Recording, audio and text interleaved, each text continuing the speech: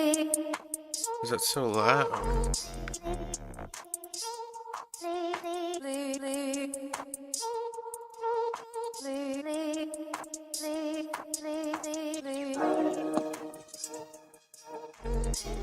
One more second. You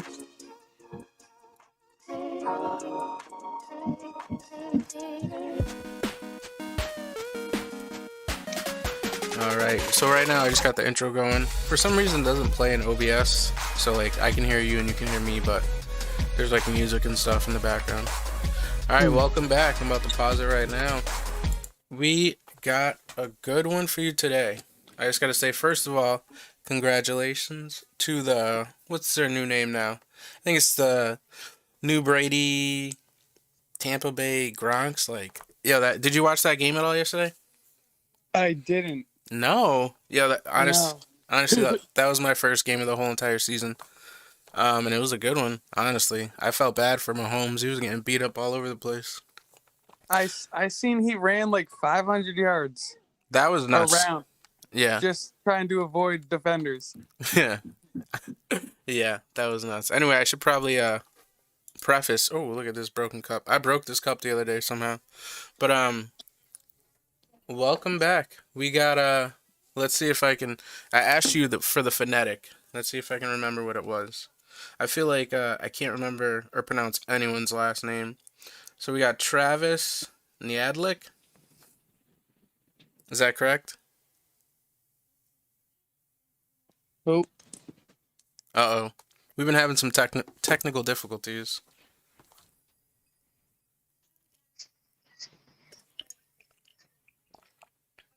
You still there? hello. Yeah, yeah, Hello? yeah. Yeah, you still there? It cut out as soon as you went to speak. It cut out for some reason. No, I was just saying we had some technical difficulties and we've been trying to work through them. Anyway, you want to introduce yourself? We're going into, I don't want to say a different lane, but today we're going to talk about some demons, and not the demons that you're thinking about, but addictions. I mean, I got some demons in my past, and still, we deal with them every day. You know, it's something you never get rid of. That is true. My name for starters is Travis Niadlik. Yeah, Essentially, the J is silent. gotcha. It throws everyone off because they see like 1,000 letters in that name. They don't know how to pronounce it, but What's the nationality on it, if you don't mind me asking? it's Polish, but I'm adopted, so I don't actually have any Polish in me, but it's a Polish name.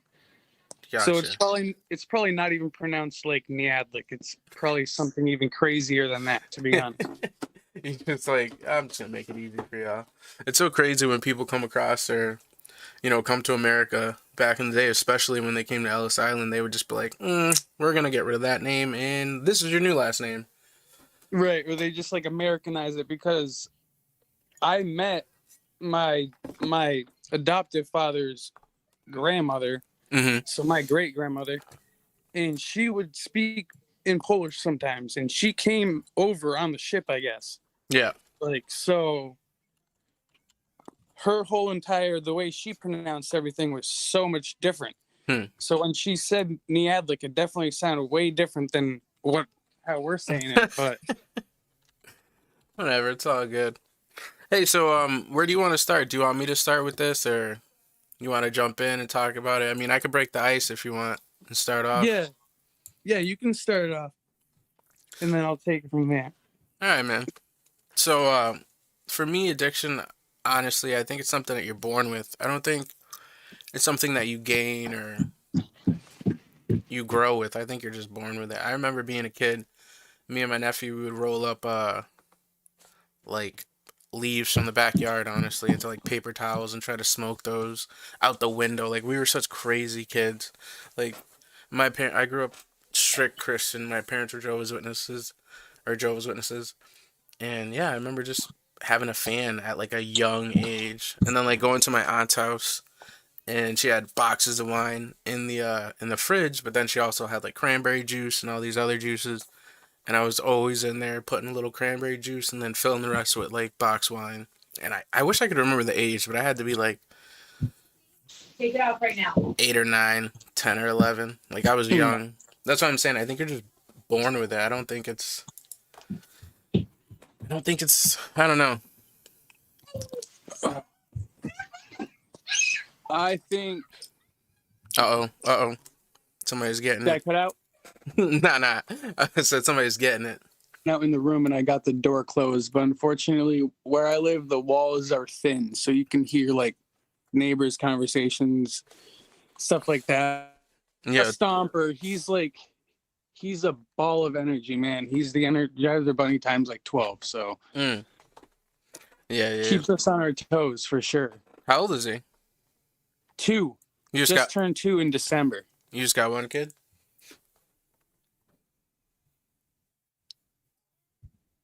Uh-oh. Like I said, we're going to have to deal with some in and outs. But yeah, he's 2, and I also have an 8-year-old stepdaughter, so. Oh, man.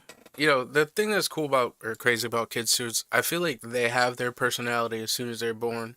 Like one of my kids, I mean, both of them have personalities, but the younger one, she's been herself since like day one. And it's just like, where'd you get this? She's just her. See, like, I watch my son. I see my stepdaughter, and she has definitely some of my wife's attitude and sass and all that jazz. But I see my son, and he has, like, some of our best traits and also some of our, like, maybe not worst traits, but, you know, like, I'm emotional. I'm an emotional person. I cry. Ooh. And he definitely cries. Yeah. Like a lot. And he's got that emotional side to him. But he also has my wife, she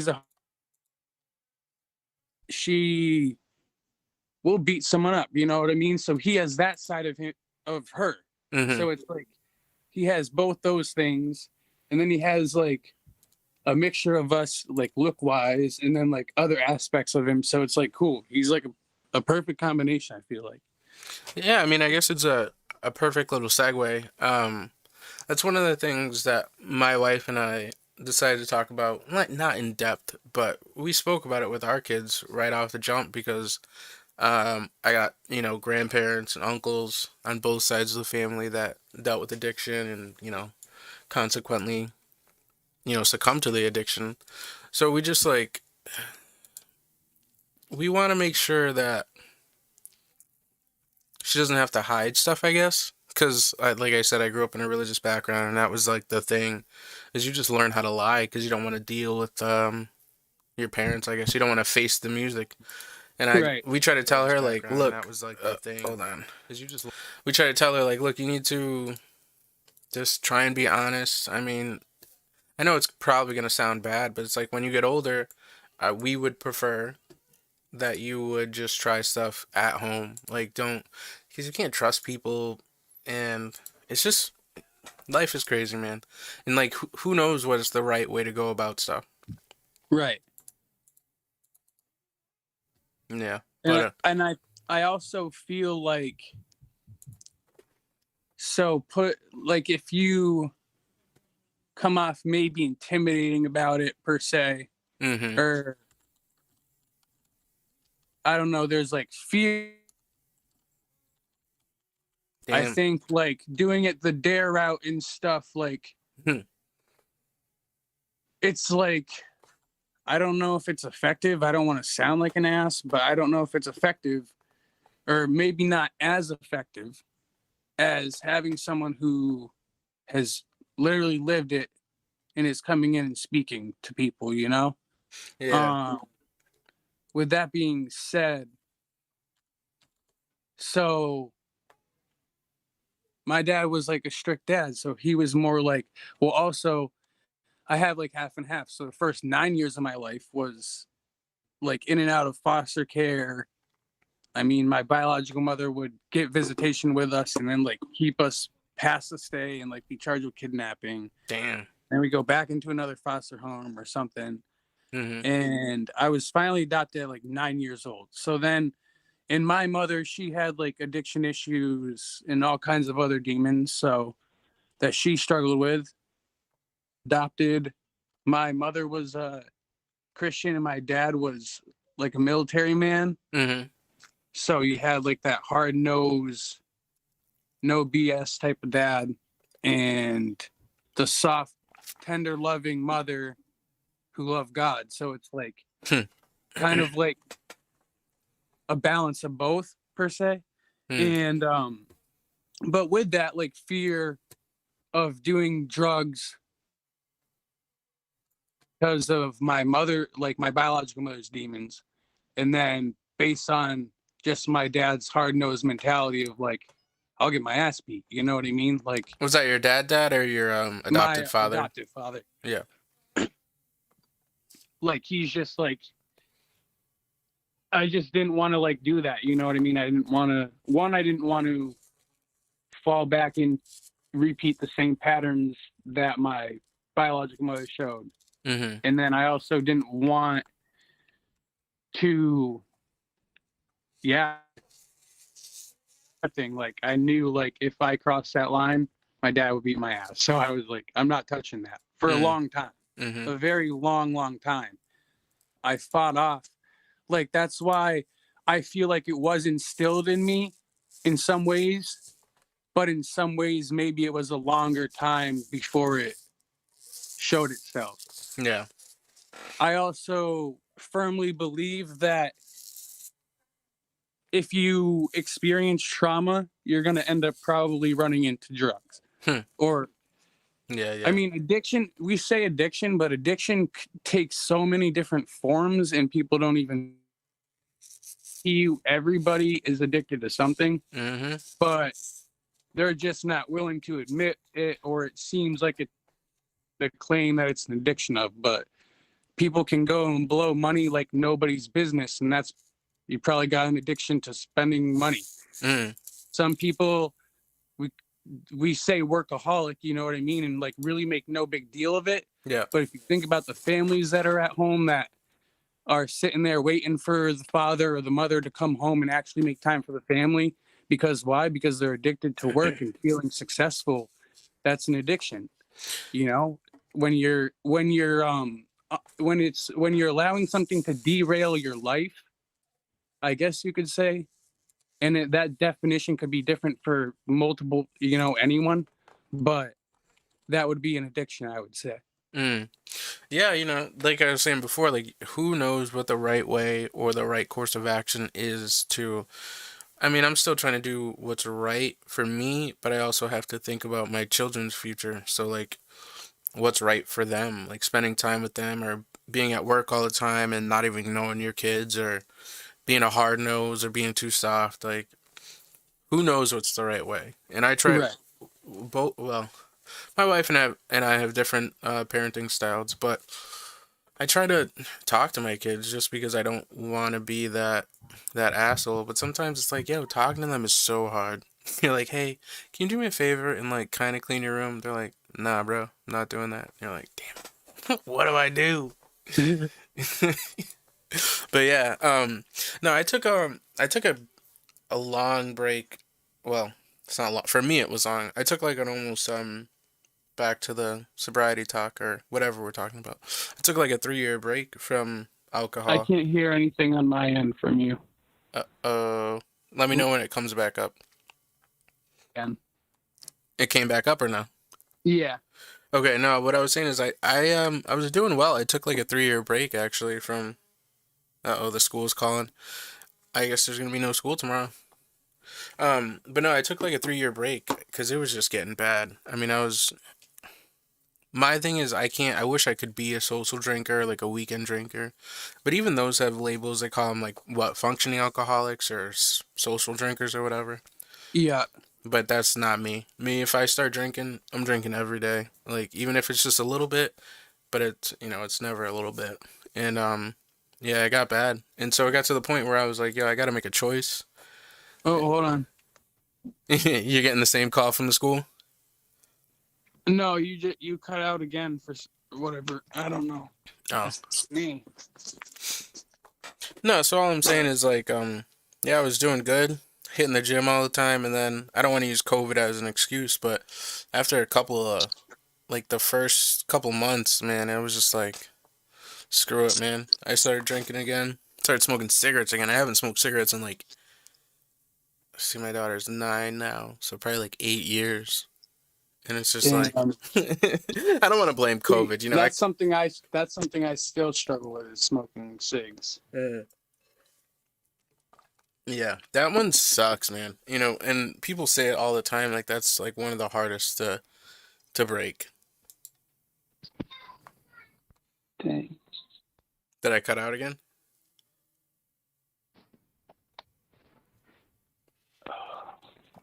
We're gonna have to get you a better connection.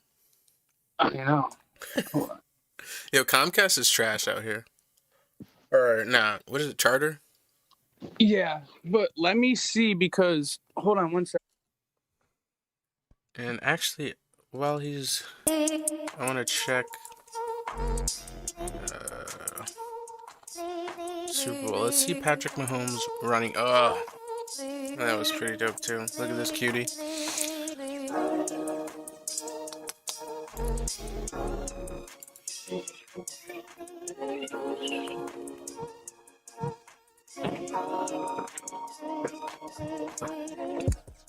What game is this for?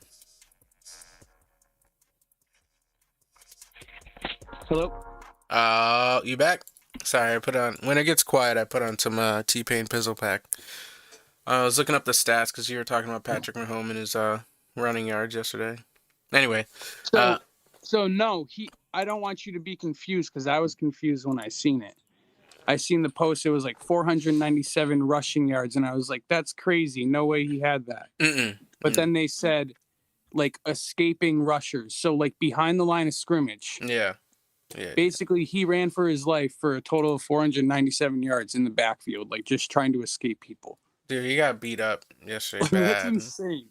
There was some hits that he took yesterday, getting hit by 3-4 people at a time. You just seen his body go in all different directions. You're like, damn, yo, oof. But anyway, let's stay on track. Hopefully, did you get closer to the router or whatever? Yeah, it's just, see, I mean, I could get right next to it, but then I'd be in the living room, and that would be really interesting because my son would be there. So it'd be like WWE. Literally, and he loves like wrestling with me and stuff. So, so yeah, like I said, I don't want to blame the pandemic because, you know, I should have been stronger than that. But yeah, it was tough, man. Life was good when they slowed down the gym, and the gym's weird now. There's like all these plastic like tarps up everywhere, and they have like mask patrol. So you'd be like working out and you can't breathe, and then you like pull your mask down a little bit, and the guy's like, "Hey," and you're like, "Jesus Christ, like where the fuck you come from?" Yeah, but now slowly and surely I'm getting back to it. I went to I watched the Super Bowl from home. I didn't go anywhere because of COVID. But I was at a buddy's house yesterday, and I only had one apple cider. Stayed sober, for the most part. Do you drink at all, or no? You had to cut everything out? Well, I cut everything out for a long, long time. Like, So, I mean, I got a DUI back when I was 19. Yeah. And then one when I was 24. Like, I just turned 24 2 weeks after I turned 24. Got my second one. It's like, I had like basically I went for like a month of just like not giving a fuck for a moment. Yeah. And saying like, oh, how could I do this? Because I just gotten out of rehab too. So, and I spent a year in there. So I was like, damn, you know, like. Wow, a year. I mean, I don't want to get off the track, but what was that like? It was a life-changing experience, to say the least. Is it a rehab, like a local rehab, or did you go like OA? Was this rehab called jail?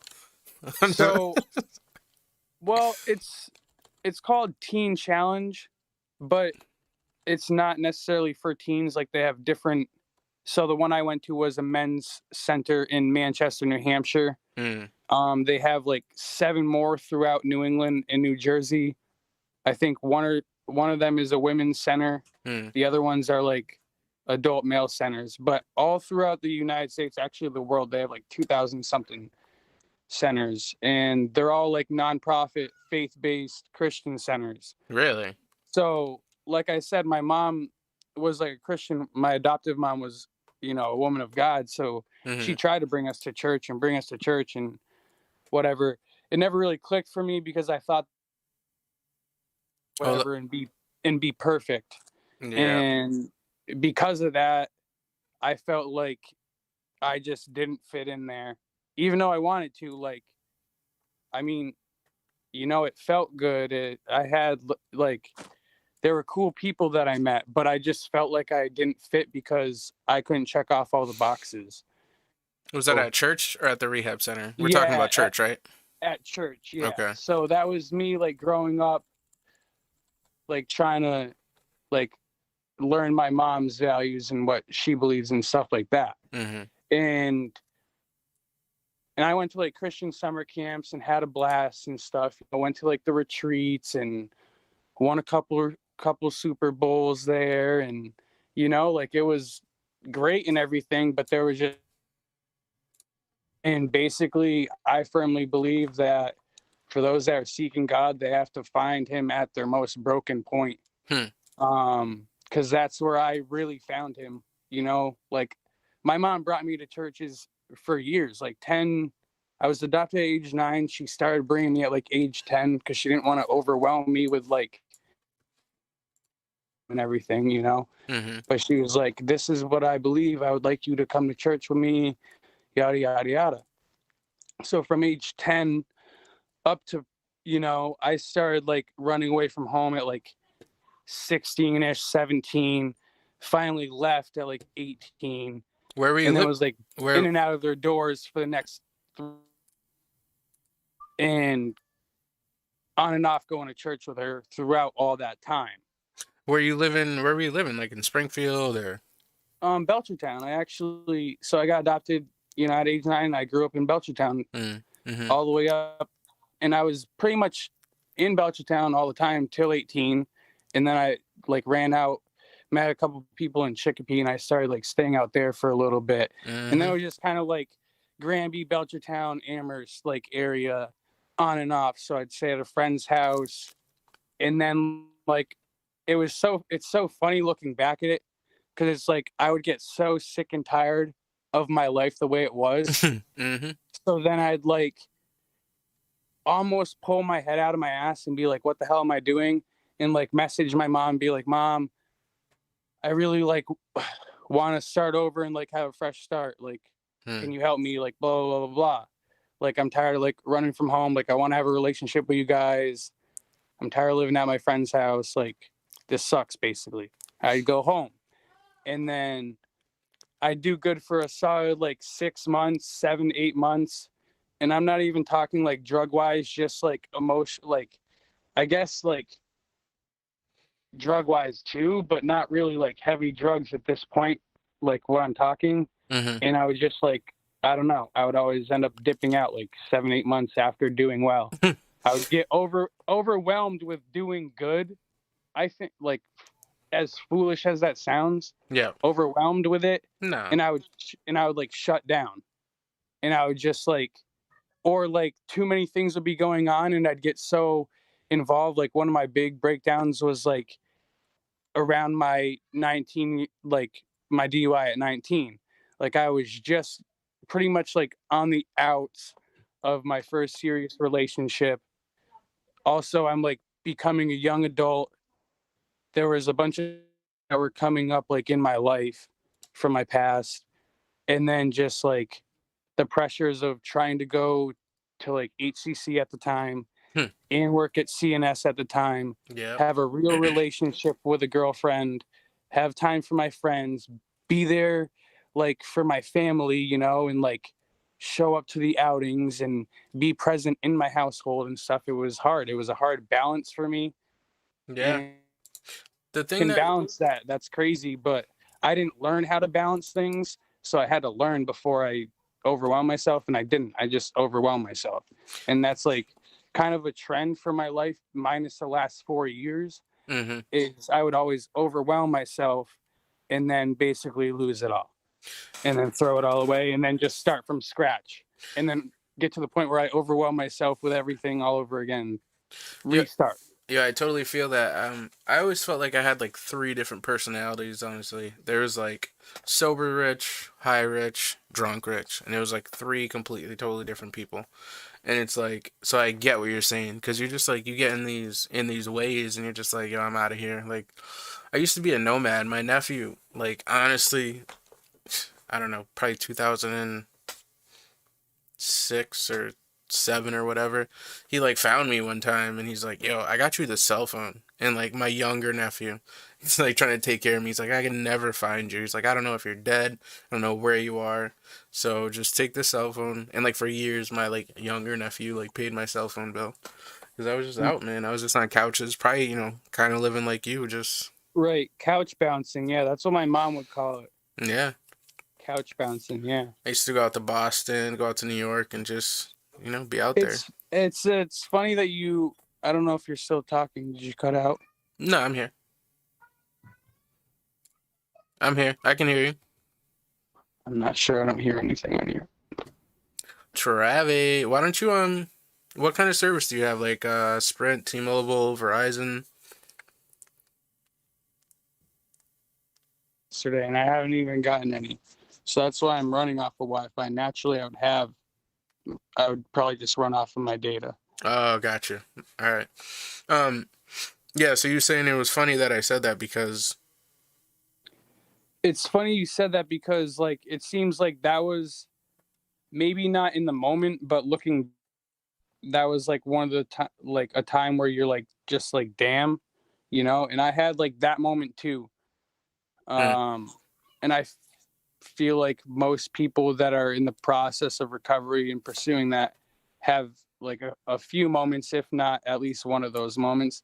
And like it was pretty much right before I decided to get sober back in December of I think 2016 or 2015. Yeah, mm-hmm, 2015. And so, well, just minor detail here. For the first 9 years of my life, being in and out of foster care, like I had a younger brother that was 7 months younger than me, 7 months younger than me, like through the whole thing, basically. He was there every step of the way, minus like 6 months we got separated. yeah, But I believe by the grace of God that we got reconnected. mm-hmm, But not to get into too much to that, but so he was like, me and him went through everything together, And then when we got adopted, it was me like kind of having his back growing up. Like he was picked on a little bit, didn't make friends as easily. So I tried to be there for him and tried to be the best older brother I could. mm, Um, that being said, like it was always like I was his protector, I for 9 years of my life, I was his father and his older brother, basically, because mm, we were left in hotel rooms and basically left there to die until my mother would come back with her boyfriend.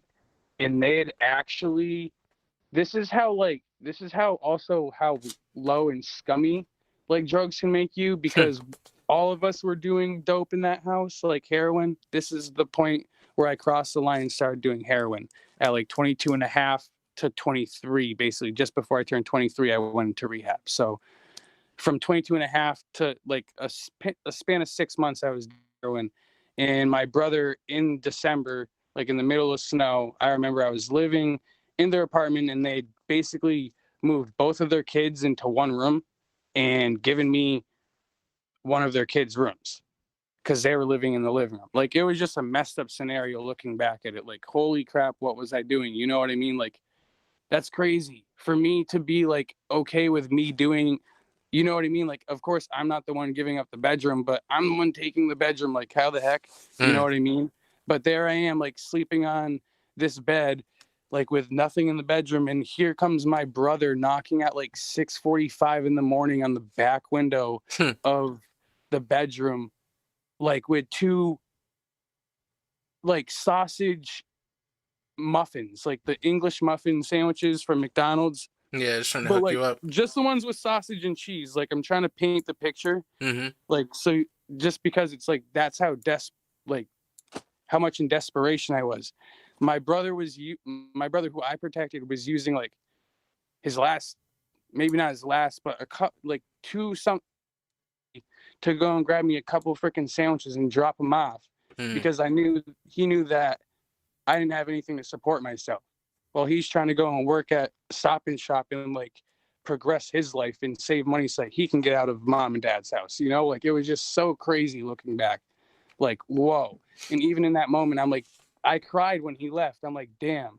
Mm. I gave him a hug through the window and I'm like, in one moment, I almost felt like I wasn't going to see him again because I was like, I just didn't know what my future held. You know what I mean? Like, so in Yeah. that moment, it was like kind of one of the like shakes that rattled me, you know, like, and then it took a couple more until I finally had a serious like encounter with God and was like, all right, I need to go and get help.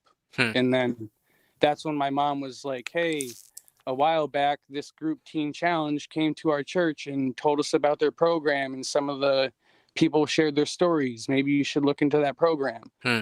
And then so I searched the programs and seen all of them, and I was going to choose one of the ones in Mass, and she told me, oh, you should go to the one in New Hampshire because you don't know anyone in New Hampshire. Yeah. And basically, like, that way I can't have an easy out, you know? Yeah. And so I made the decision. I was like, all right, like, sign me up. Let's do this type of thing. And that day, like, I had messaged her on December 26th of 2015. I messaged her that day because on Christmas, I was literally stuck in these people's apartment by myself. Somehow they had managed the holidays with their family, but I was stuck in this place. And mind you, it was like a drug house. Like they had every window covered up with like heavy blankets, not sheets, so you could even see a speck of light. And the only light that I saw was a TV that was like connected to an Xbox, but the Xbox was turned off. So you have like that little staticky light, you know what I mean, on the TV screen. Like, that's what I was sitting. I was sitting in a chair in their apartment in that setting. Yeah. And I felt God say, like, you have a way out. Don't give up. And you can have a family of your own if you just trust me and follow my plan. And to my knowledge, that was his plan, was what my mom told me the next day when I messaged her on the 26th and said, I want to get help. And she told me about Teen Challenge. So I just felt like it was, and that place was a Christian place. So I don't know. It felt like all the lines were connecting and it felt like that's where I needed to go. And so I made a decision to go up there. My mom brought me up on the 29th of December, 3 days later. And basically she brought me up there, not even knowing if I would get in. Like she was just so hell bent on getting her son the help that he needed that she picked me up and drove 2.5 hours to Manchester just on a limb in a hope and prayer that somehow, some way, she believed that God would open the doors and I would get into the program. You know And that, like I said about my nephew and my sister and my family too. You know, my mother. I mean, I never went through what you went through. I grew up. We probably moved out here about the same age, but when I was, I think, sixth grade, we moved out here. But we lived in Springfield, and there was like legit like a crack house across the street, and there was gunshots all the time, and our house used to get broken into all the time because every time we went to church, people would just, because they knew how long we were going to be gone, they would right, just come in and ransack the place. But it's like without those people and, you know, my wife and my kids, honestly, who just, they don't give up on you, I guess, or, and you can't give up on them. It's like an even exchange of willpower. right. But yeah, I mean, it sounds like your mom's a pretty amazing person, and your little brother too. She is, and he is. Unfortunately, he's going through some demons of his own, so we haven't spoken since like a week that I got out of rehab, unfortunately. Hmm. And part of that is what deep down I think is what caused me to just be so willing to drink after rehab, you know? Yeah. Because here was my brother that I spent my entire life protecting, and it breaks my heart today, like thinking about it, you know, like I pray that someday that he just comes back into my life, but until then, like, spent so much time worrying about it that I can't anymore, you know? So, The thing that like, you can't put out of your mind too is though you went through, and you know how mind altering or just stasis altering when you get into those places are where right. you don't see the good, you don't feel the good anymore, and you kind of just become numb to a lot of different things, and there's no. It sounds so cliche, but you feel like there's no hope or no way out. Mm-hmm. So I mean, it's gonna be your job, just like it was his job, to just be there and I don't know, be whack and just always send him a text message every once in a while, be like, "What's up, bro? Still thinking about you." Because Yeah, I mean, I definitely try, man. I do, but he, he has a lot of hatred in his heart. So until you can face the hatred that you have in your heart, I feel like it's hard to have functionable relationships with people sometimes. And with myself, you dropped out. Give it a second.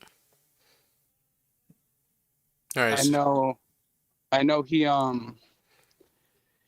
holds a vendetta against our biological mother for what she put us through. Mm-hmm. And like I understand that.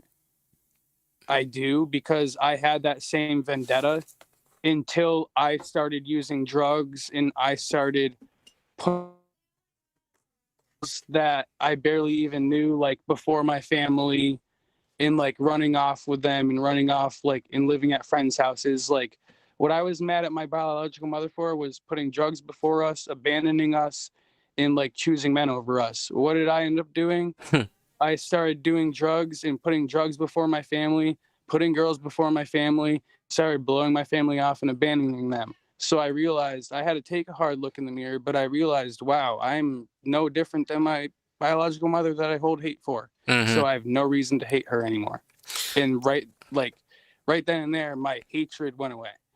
Now, like the tolerance level of tolerating her, Mm-hmm. that was like a process to fruition before she passed away. So I kind of hold a little regret in my heart for that. But at the same time, I did come to peace with terms with forgiving her in my heart. So I can hold that at least. But I am saddened by how it played out. But at the same time, everything happens for a reason the way.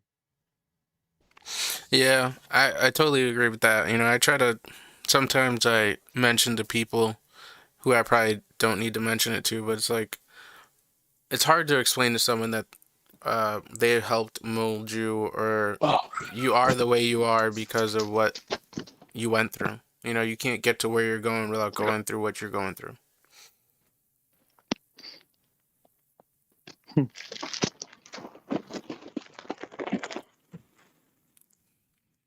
yeah.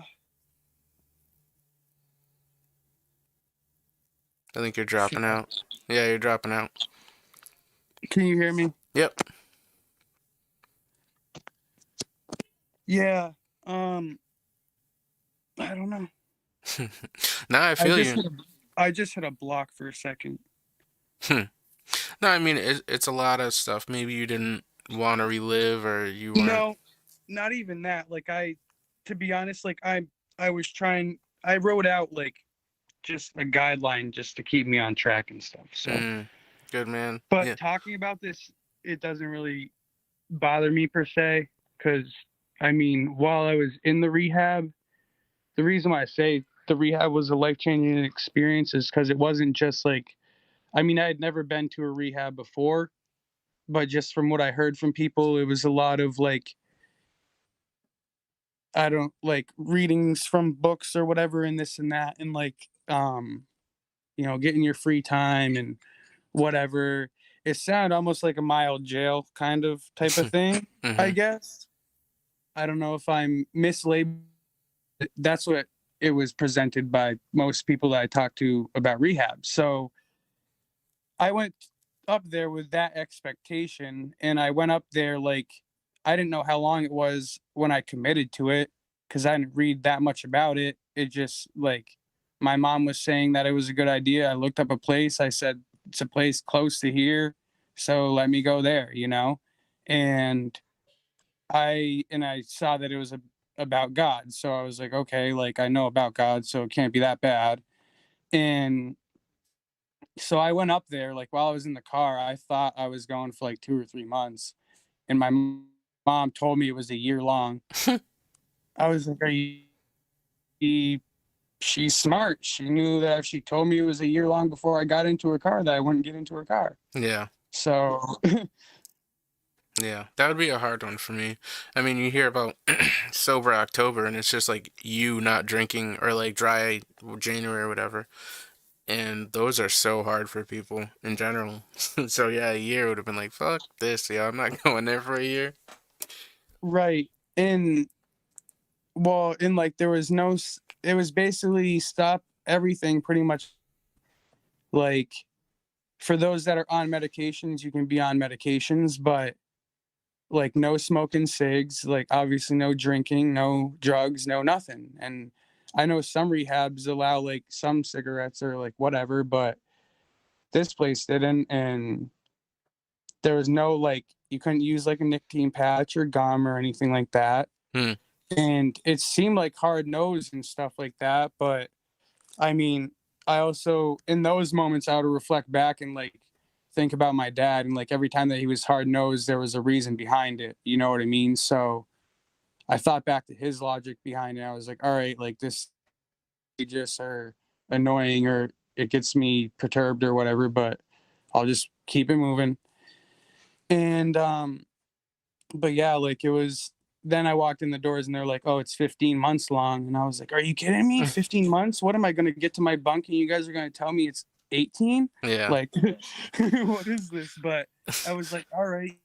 But yo, when you get to And that, it's hard to get to that point of sobriety in your mind, like after, but once you're at that like peaceful spot, it's kind of dope though. You know what I mean? There's like a right. balance. Like right now, if you feel like you have things pulling you, like you could be doing something, but you're still thinking about like smoking or drinking. So that's my main goal. I don't know how it's gonna work, just because I don't know. But that's my goal, to get back to that. And I'm sure like when you were there for those 15 months, you probably got to a pretty dope state of like just balance and Hold peace. up.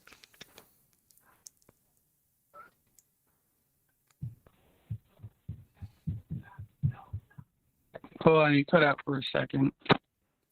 No, I said it was probably just like getting to that place I'm after. sorry, can you repeat that? Yeah, I said no. Getting to that place after 15 months or whatever of just balance and peace was probably pretty dope.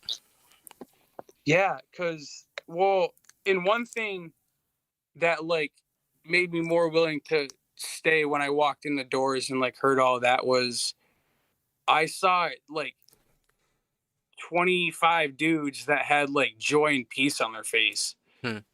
And these guys are supposed to be guys that are like in recovery, like, and like some of them like look like they may could have been rugged dudes at one time or whatever, but here they are like laughing and just, I mean, they called it like the joy of the Lord, but like just peace, like people at peace, you know what I mean?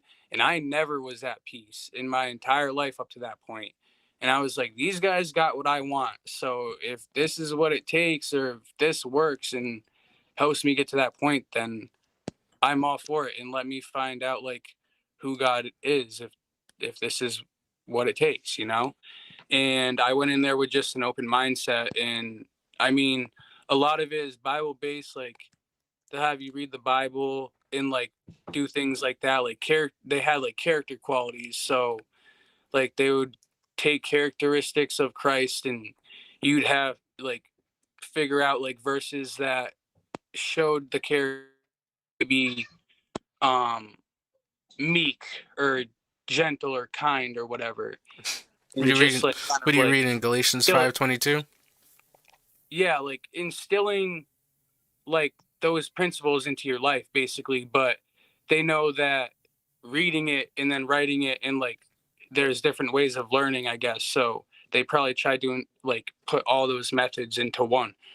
And they say, like, I don't know who they is, but I heard it while I was in the program, and it was said that like the amount of work that we do in the Bible and stuff is more than like years at a seminary college or whatever. So I was like, wow, that's kind of impressive, you know what I mean? Like, but I didn't end up staying obviously the full amount. I stayed 12 months, just short of 12 months.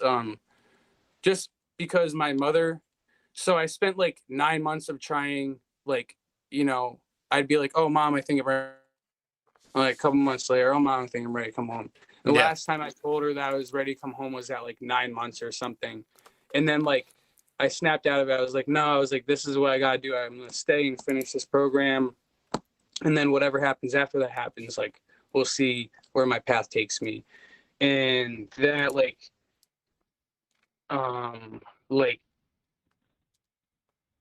I don't know when exactly it was, but around like the beginning of December, it was ending of November, beginning of December, like of that full year, because I went in December. My mom had brought up like the possibility of me going home because my grandmother was not doing very well. She was kind of in the process of on her way out, and they needed a little more help around the house. Yeah. With her because she was living with them. So just to interject for 1 second, yeah. how do you feel that did that hinder or did it help your like getting pulled out of the program? What do you think that did? And it's nothing against your mother or anything, I'm just asking. Well, yeah, I don't want to make it sound like it was my choice, of course. No, like, I'm not trying to blame her. I'm just asking, yeah. But it was, I look back and like I believe everything happens for a reason. So I look back and I'm like, had I stayed, what could have possibly happened? I think what would have happened if I stayed those other 3 months, I don't know if I would have had much more maybe Progression? growth per se at that point. Yeah. As far as like, I was already to the point where I was like, screw heroin. Like, I'm never going back. God changed my life and I want to live my best for him. Yeah. Like, that was already my mindset. Every time that I wanted to leave, it wasn't like I wanted to leave and be like, oh, screw what I just learned. It was, all right, I learned what I learned and I'm ready to start and eager to start my new life. That's why I kind of wanted to leave. Yeah. And so at this moment in time, it was like, okay, now I have this opportunity to put what I learned to the test and go and live a new life. Like, have it. There's a verse in the Bible. It's like 2 Corinthians 5:17. For everyone who is in Christ is a new creation. The old is passed away. Behold, the new is come. So that was like a verse, one of the first verses I learned there. And it was like, I firmly believe that. Like, I walked into God's. Sorry, I was just. And so in doing that, it's like, I feel like I had that mentality, you know what I mean? So I don't think me leaving early affected anything except for the fact that I probably would have stayed in New Hampshire. I probably would have stayed on his staff there because at that moment in time, I was a 12-month student. I was one of the leaders of the house, not just like in the house, but as far as like, they called it a drug awareness team. So we'd go like fundraise outside of Walmarts and for like Thursday, Friday, Saturday. And I would be like one of the leaders of the 10-man group, you know, the guy like making sure everything's in order and stuff and making sure everyone gets dropped off at their spot. So I had a couple leadership roles there. I was the choir leader,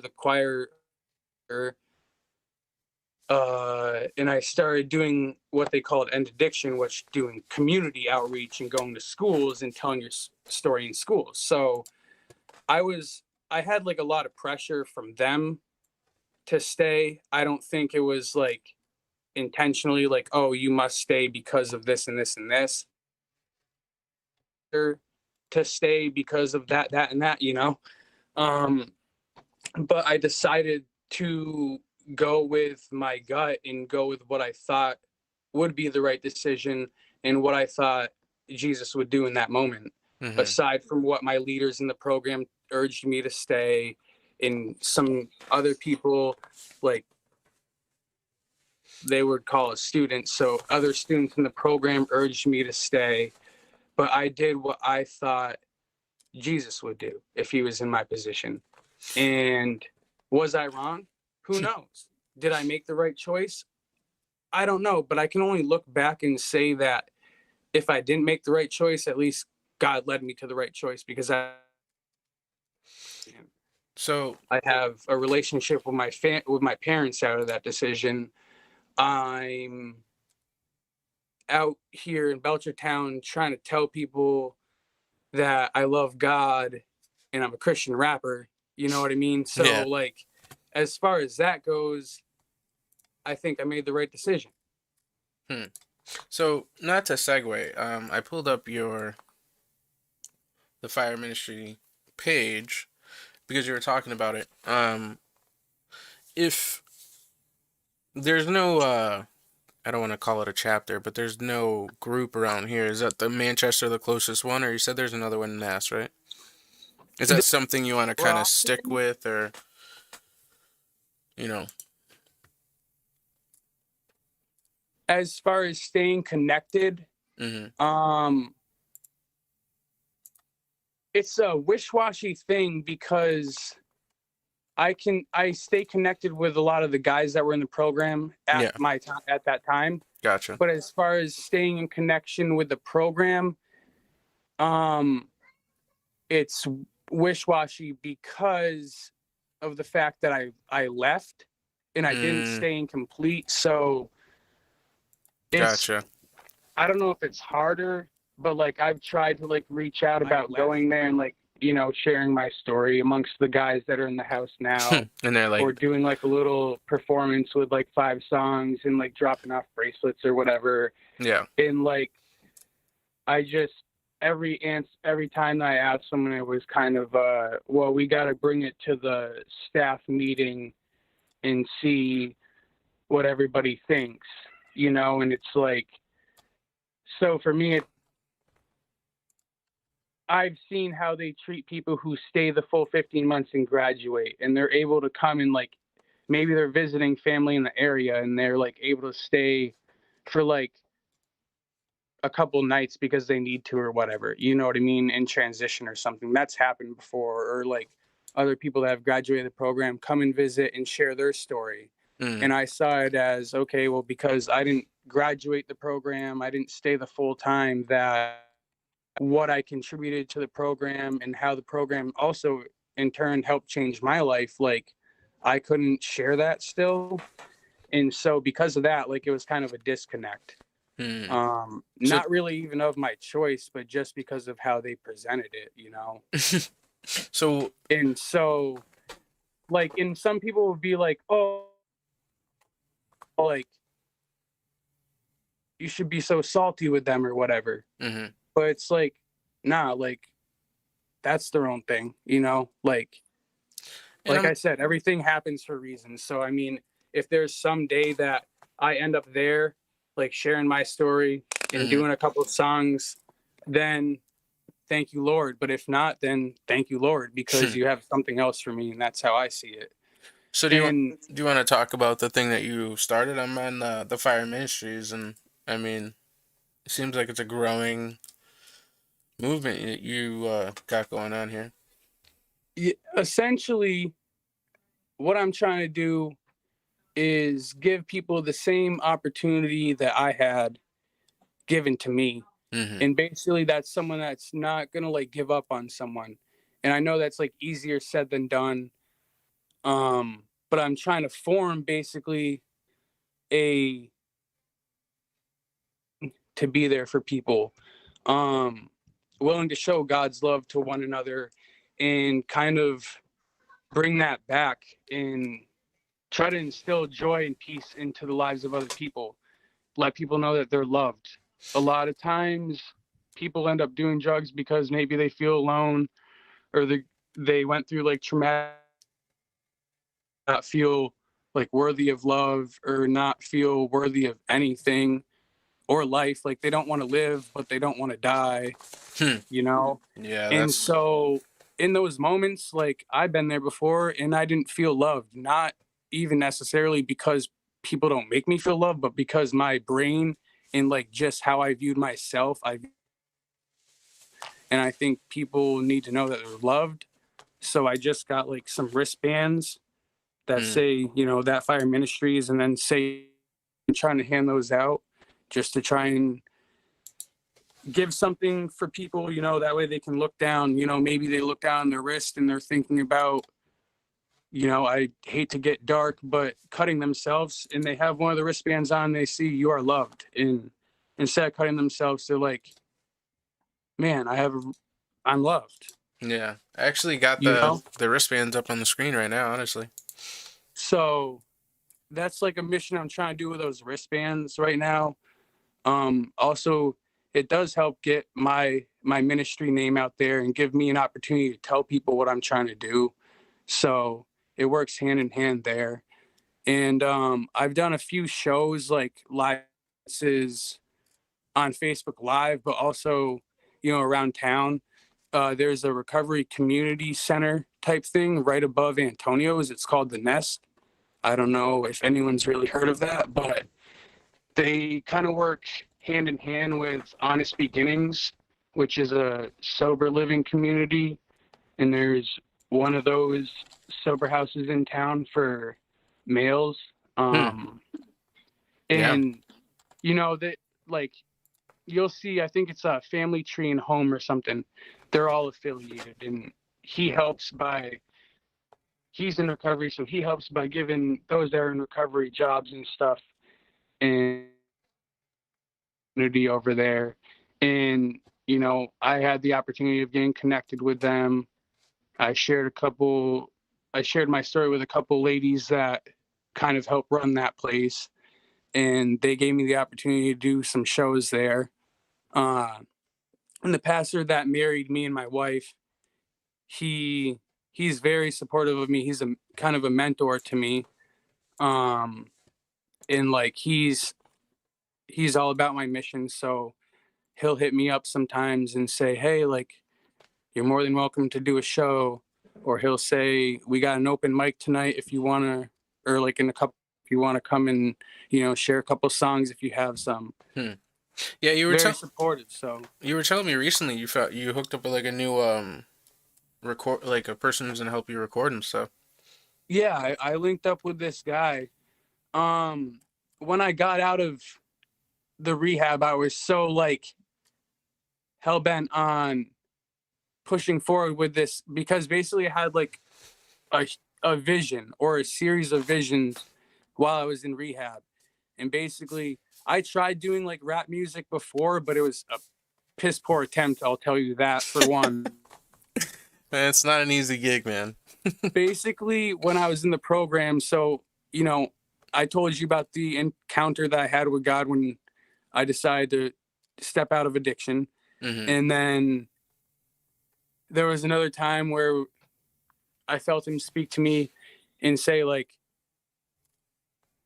you had to focus your music, like put your focus on the right, like the music the right way for it to be successful. So I realized now that I'm living a life about God and stuff, let me put God into my music and the joy of the Lord into my music and the hope and peace that I found and the freedom from addiction that I found, and put my story into music, and maybe, just maybe, I'll have something there Yeah. instead of rapping about stupid stuff that I wasn't actually doing.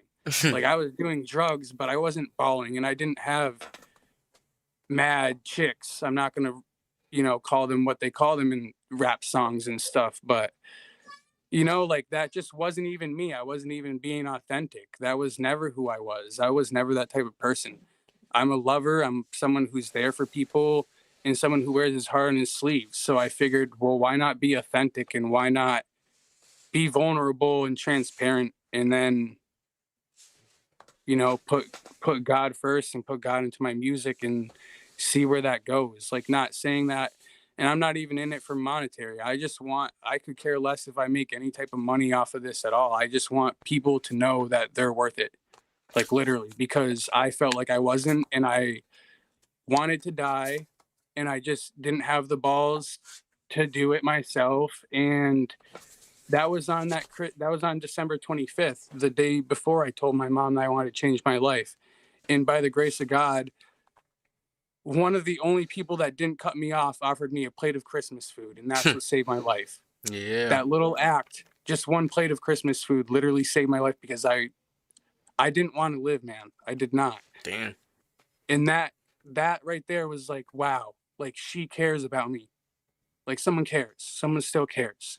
You need to call her up after this and just tell her you love her.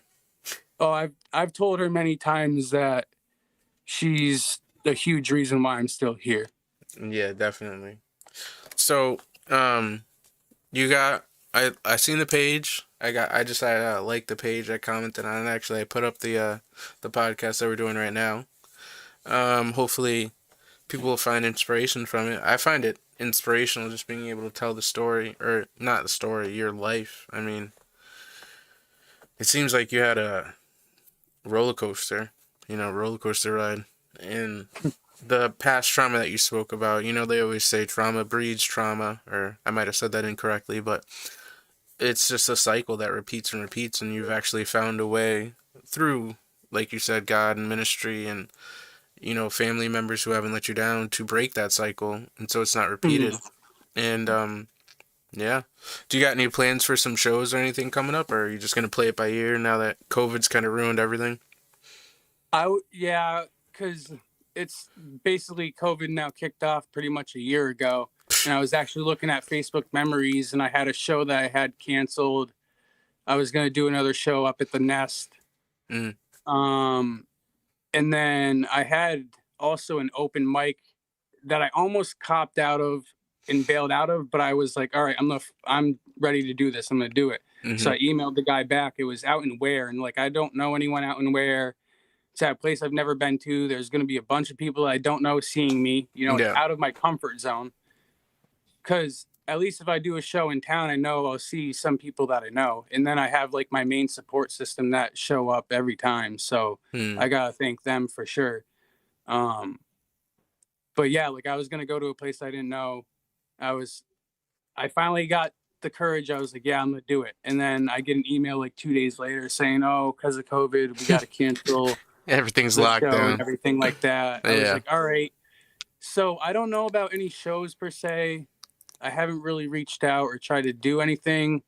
I'm just going to try and get my own PA system and be able to do live performances essentially wherever. So then I could reach out to someone and say, hey, like, do you have an area that I could utilize and do Yeah. a show? You know what I mean? Maybe if these places are being so stringent, and I'm not saying even like have mad people at the show, because I don't think that would be safe either, but an area at least where I could be able to perform and give a performance feel. Yeah. Because I can't do that from my living room, unfortunately. Do to it. be honest, Do it. I can try to, but I can't. I would like, just based off of like sound projection and stuff. So if I were to get a PA system, Yeah. I could then go and like rent out, like, I don't know, maybe not the old town hall, but maybe the old town hall, and then like set up my speakers in there and set up a camera in there and just go off in the old town hall. Yeah. And then project it on Facebook, YouTube Live, whatever. So I'm figuring out ways that I can get my music out there. I'm still trying to link up with my buddy, share some stuff with him, bounce some stuff, like ideas off, maybe get something recorded and get something out there. That's really my focus as far as music goes, is getting something solid recorded, so that way people can take something with them.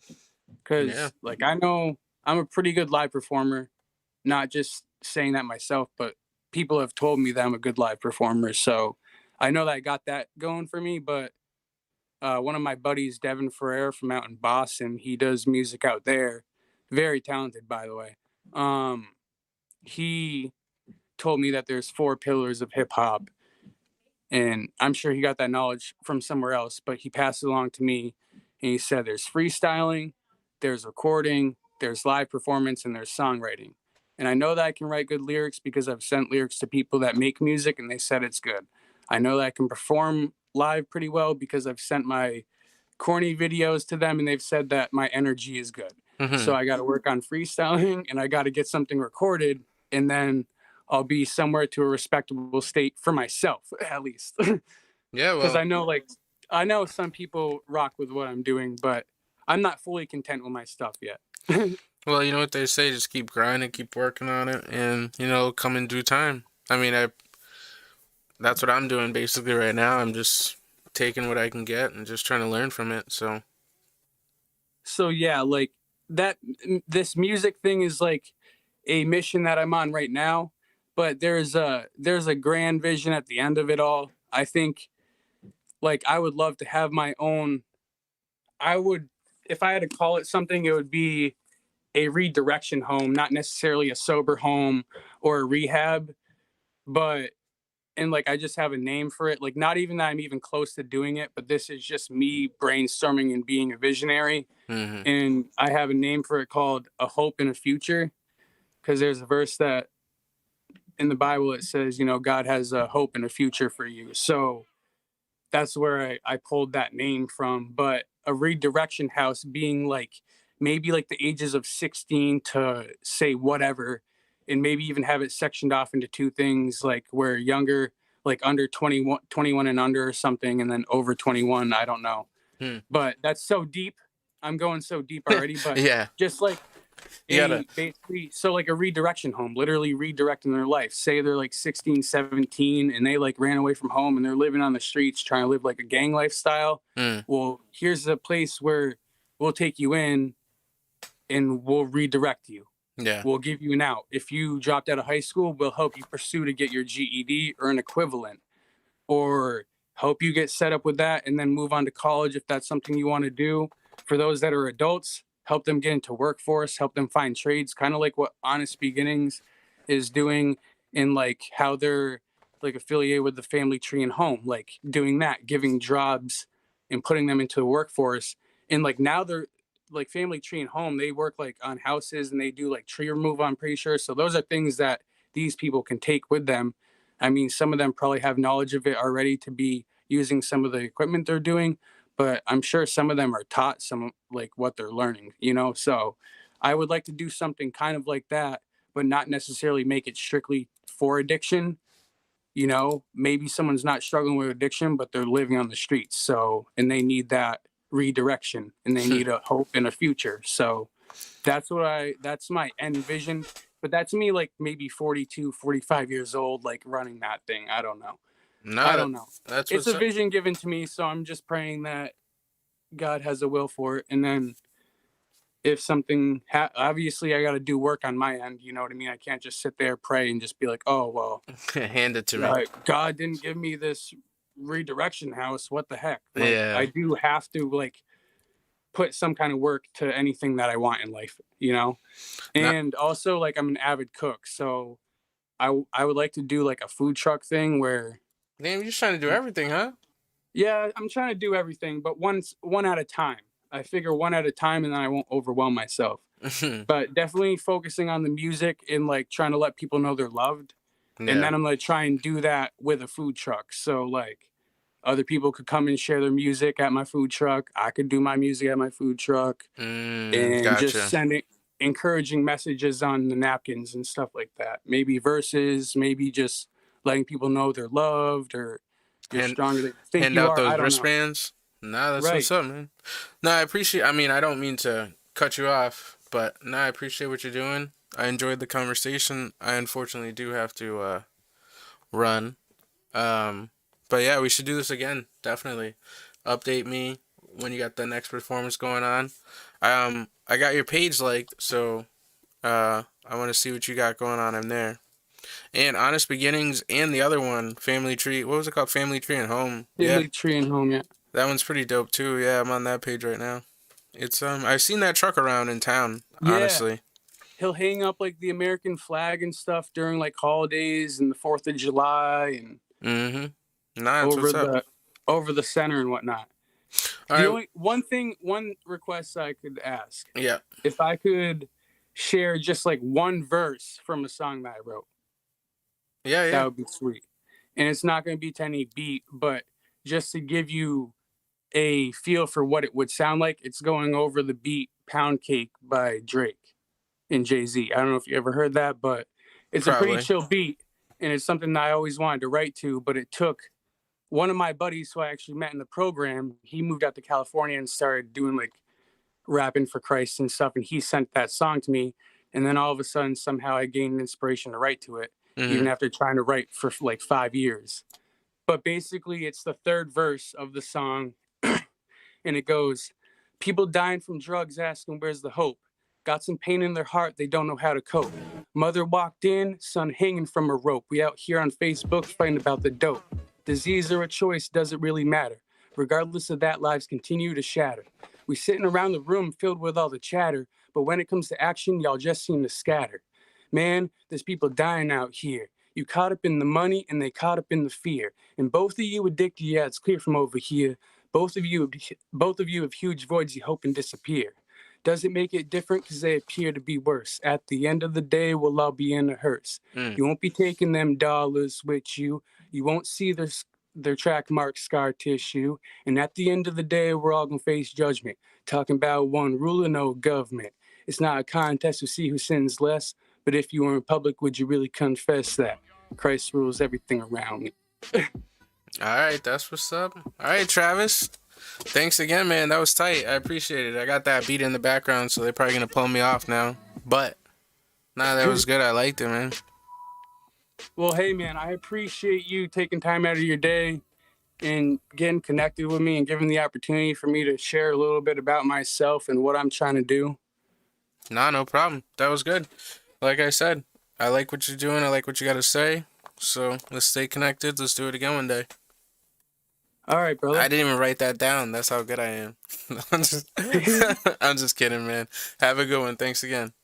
Yeah, you too, bro. Have a good night.